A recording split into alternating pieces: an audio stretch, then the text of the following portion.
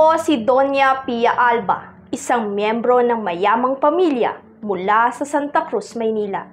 Ang aking asawa ay si Kapitan Tiago. Sa totoo lang ay hindi ako nasiyahan at nakontento sa kanyang trabaho bilang mangangalakal na nag-aangkat ng asukal, kape at tina para maibenta.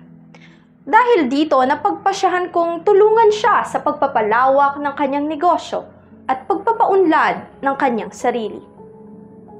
Isa sa mga hilig at talento ko ay ang pagtatanim.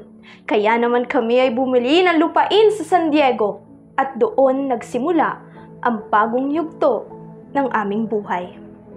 Kasabay ng pag-usbong ng aming pamumuhay ay ang pag-usbong ng pagkakaibigan namin ni na Padre Damaso, isang kura mula sa bayan ng San Diego, at ni Don Rafael Ibarra na pinakamayamang kapitalista sa bayan. Sa kabila ng aking angking ganda, talino, sipag at yaman, meron pa rin kaming isang bagay na hindi makamtan. Ang pagkakaroon ng supling. Sa 6 na taon naming pagsasama, marami na kaming ritual, nobena, at ibang gawaing panrelihiyon na sinubukan sa pag-asang magkaroon ng anak. Hanggang sa pinayuhan kami ni Padre Damaso na magtungo sa Ubando at magsayaw sa pista ni San Pascual Bailon.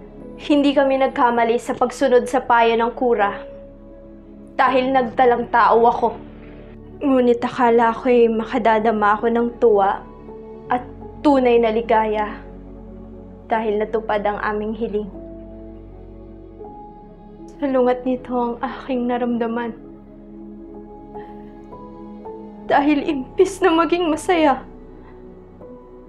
ay naging malungkutin at palaging sa malayo ang tingin. Sabi ng lahat, maging ng aking asawa, ay bunsod lamang ito ng paglilihi. Pero dahil nga ba ito doon? Yun nga ba ang tunay na rason? Ang buong pagdadalang tao ko ay napuno ng masidhing lungkot at puot.